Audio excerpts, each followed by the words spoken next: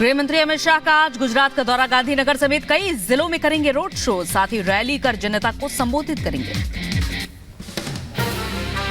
गृह मंत्री अमित शाह गुजरात के गांधीनगर में दाखिल करेंगे नामांकन। गांधीनगर से मौजूदा सांसद हैं अमित शाह। पिछली बार 5 लाख से ज्यादा वोटों से जीते थे शाह। लोकसभा चुनावों के मद्देनजर बीजेपी के राष्ट्रीय अध्यक्ष जेपी नड्डा गुरुवार को असम में ताबड़तोड़ रैलियां करेंगे। दोपहर 12 बजे असम के कोकराझार में सार्वजनिक रैली को संबोधित करेंगे। जेपी नड्डा डंडा सहरिया एचएस खेल मैदान रैली को संबोधित करेंगे। जेपी नड्डा दुधनोई राजूहुआ खापतापर में शाम करीब 3:45 बजे एक जनसभा को भी संबोधित करेंगे।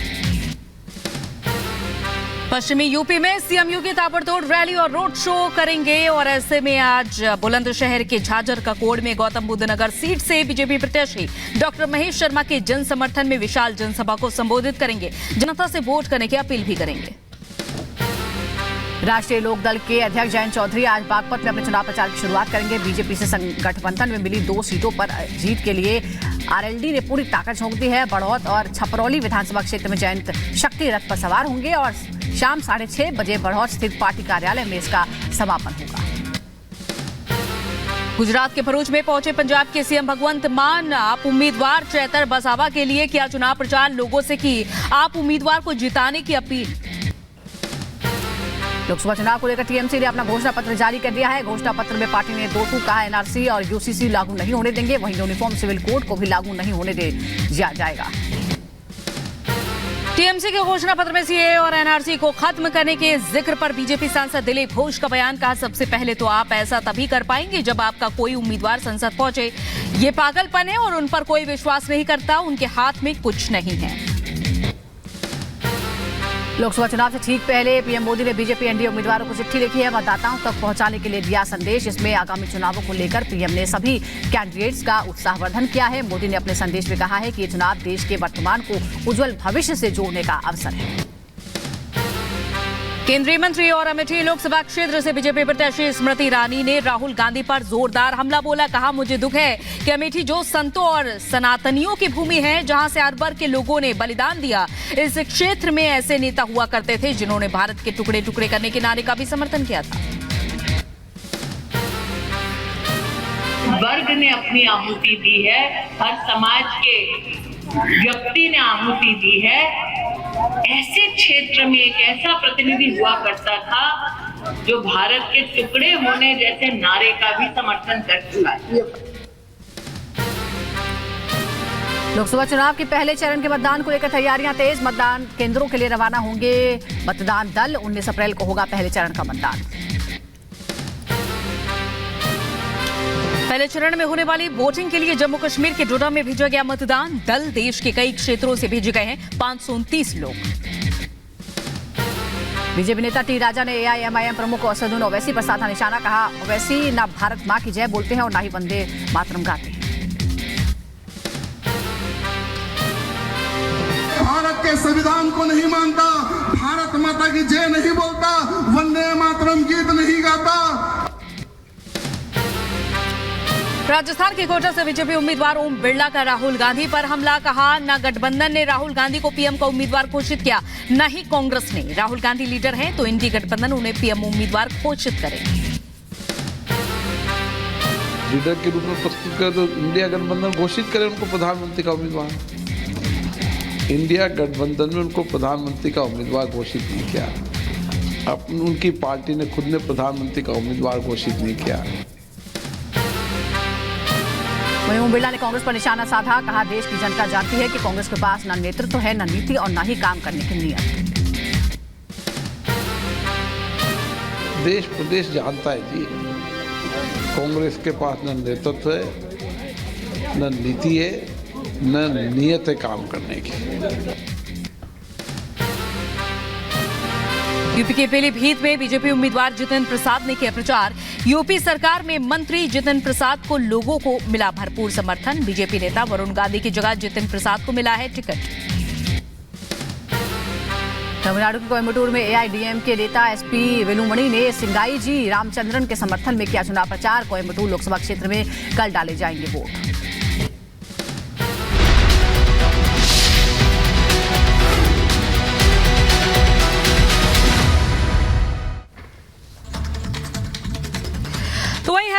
के सियासी रण में अब जहर की एंट्री हुई है। छोटे ओवैसी भाईजान को जेल में जहर वाला डर सताने लगा है, लेकिन अकबरुद्दीन के इस बयान पर माधवी लता और टी राजा ने कैसे छोटे ओवैसी को घेरा है, जरा आप भी सुनिए।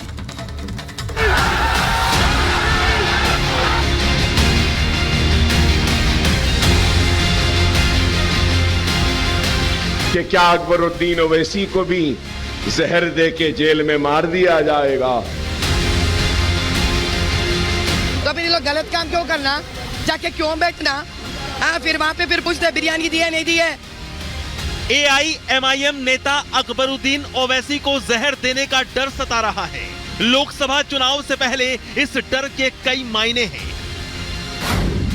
पहला ये कि क्या असदुद्दीन ओवैसी चुनाव हार रहे हैं, और दूसरा ये कि क्या ओवैसी ब्रदर्स ने कोई गलत काम किया है।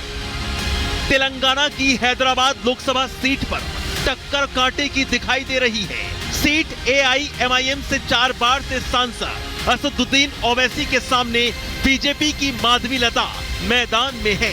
सीट पर वोटिंग तो 13 मई को होनी है, लेकिन चुनावी प्रचार जोरों पर है। अपने भाई के लिए अकबरुद्दीन ओवैसी मोर्चा संभाले हुए हैं।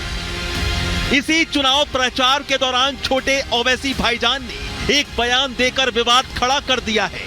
अकबरुद्दीन ओवैसी डर दिखा रहे हैं कि अगर उन्हें जेल में डाला गया तो उन्हें जहर दिया जा सकता है, मेडिकल के बहाने गोली मारी जा सकती है। अकबरुद्दीन के इस डर पर बीजेपी की फायर ब्रांड नेता और हैदराबाद से बीजेपी उम्मीदवार माधवी लता ने पलटवार किया है। माधवी लता कह रही हैं कि जेल में गलत काम करने पर डाला जाता है, अगर गलत काम नहीं किया तो जेल जाने का डर क्यों?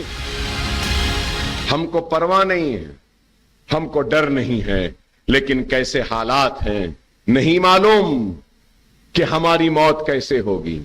नहीं मालूम कि क्या अकबरुद्दीन ओवैसी को भी जहर दे के जेल में मार दिया जाएगा, या नहीं मालूम कि असदुद्दीन ओवैसी अकबरुद्दीन ओवैसी को भी जेल में डालकर दवाखाने को बताने के नाम पर गोली मार दी जाएगी। जेल में कोई चुपके डालते क्या? कोई गलत काम करे तो जेल में डालते। क्यों गलत काम क्यों कर रहे हैं ये लोग? पहली बात क्यों कर रहे गलत काम?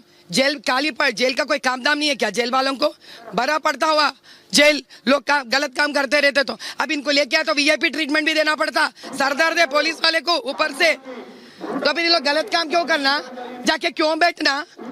फिर वहां पे फिर पूछते बिरयानी दी है नहीं दी है, फोन दिया है नहीं दिया, ये सब पूछते, वो लोगों को तंग करते भी ये लोग पुलिस वालों को। माहौल चुनावी है तो सियासत भी फुल हो रही है। छोटे ओवैसी भाईजान के जहर वाले डर पर तेलंगाना में बीजेपी विधायक टी राजा ने जवाबी हमला बोला है। टी राजा ने कहा कि ये बयान सिर्फ और सिर्फ एक वोट बैंक को खुश करने के लिए था। ये डर इस बात का सबूत है कि तेलंगाना में बीजेपी का फूल खिलने वाला है, और इसी वजह से ओवैसी ब्रदर्स हैरान परेशान हैं। बिल्कुल, ये दारुसलाम से आदेश आया है रेवंत रेड्डी को कि भाई इनकी शोभा यात्रा रोकी जाए, क्योंकि शोभा यात्रा में लाखों की संख्या में राम भक्त आते हैं। और आज असदुद्दीन ओवैसी का जो पार्लियामेंट क्षेत्र है यही गोशामल विधानसभा, और 0 में चल रहा है असदुद्दीन ओवैसी। लोकसभा चुनाव से पहले जहर वाली सियासत इसलिए भी हो रही है क्योंकि हाल ही में माफिया मुख्तार अंसारी की मौत हुई है, जिसके बाद से विपक्षी दल यूपी सरकार पर हमलावर हैं। मुख्तार के घर शोक जताने के लिए सेक्युलर नेताओं की लंबी लाइन लगी थी। खुद को मुसलमानों का सबसे बड़ा मसीहा बताने वाले असदुद्दीन ओवैसी भी मुख्तार के घर गए थे।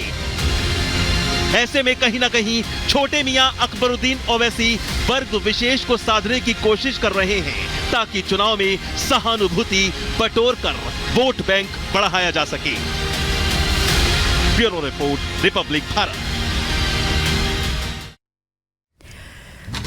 इधर कांग्रेस को उसके बिछड़े हुए साथी बार बार आईना दिखाने की कोशिश कर रहे हैं। गुलाम नबी आजाद ने एक बार फिर कांग्रेस और राहुल गांधी पर निशाना साधा और ये कहा, इतने लंबे शासनकाल में कांग्रेस ने मुसलमानों के लिए कुछ नहीं किया, सिर्फ उनका वोट हासिल किया है। गुलाम नबी आजाद इससे पहले भी कई बार कांग्रेस और राहुल गांधी जिस तरह से काम कर रहे हैं उस पर सवाल उठा चुके हैं, पुरानी नीतियों को लेकर भी सवाल उठा चुके हैं। क्या कहना है इस बार जनसभा के दौरान, क्या कहा है गुलाम नबी आजाद ने, आपको बताते हैं।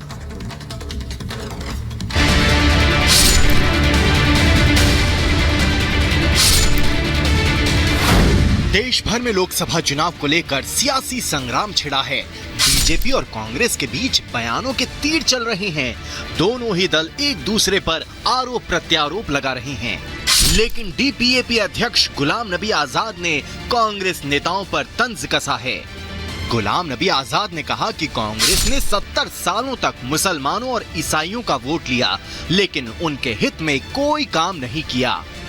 जब यूपी का लीडर हरा देते हैं, फिर केरला में मुसलमानों और क्रिश्चियनों के वोट मांगकर पार्लियामेंट में आते हो, लेकिन उनके साथ करते क्या हो? कभी उनके लिए रिजर्वेशन की बात की? गुलाम नबी आजाद ने कांग्रेस अध्यक्ष मल्लिकार्जुन खड़गे की दुर्दशा पर भी बात की। उन्होंने कहा कि गांधी परिवार के आने पर खड़गे को किनारे कर दिया है। ये बात खुद खड़गे ने कही थी, यानी कांग्रेस में दलितों का भी सम्मान नहीं है। जब सोनिया गांधी मीटिंग में आते हैं तो मुझे धक्का देते हैं, मैं उस कोने में जाता हूँ। राहुल गांधी आता है तो धक्का देते हैं, उस कोने में जाता हूँ। प्रियंका गांधी आते हैं तो धक्के देता हूँ तो मैं बाहर हो जाता हूँ। ये ऐसा बेचारी को इज्जत देते हैं, मैंने नहीं कहा। ये गलती से उसकी माइक ऑन रही थी तो वो दूसरे आदमी से बात कर रहा था तो प्रेस वालों ने पकड़ दिया। गुलाम नबी आजाद ने कांग्रेस के साथ जाने को लेकर फारूक अब्दुल्ला और महबूबा मुफ्ती पर भी तंज कसा। मैंने तकरीबन 10 तकरीरें की होंगी पार्लियामेंट, उन्होंने एक तकरीर की, बकरी को भैंस बना गाय बनाया गया था, उस जुर्म में बकरी का गोश्त निकला। उसके बाद लेकिन कहा ये गाय, उनको फांसी देगी लड़की। राहुल गांधी बोला, कांग्रेस का कोई लीडर बोला, उमर अब्दुल्ला बोला, फारूक अब्दुल्ला बोला। ये नकली चेहरों से मुझे नफरत।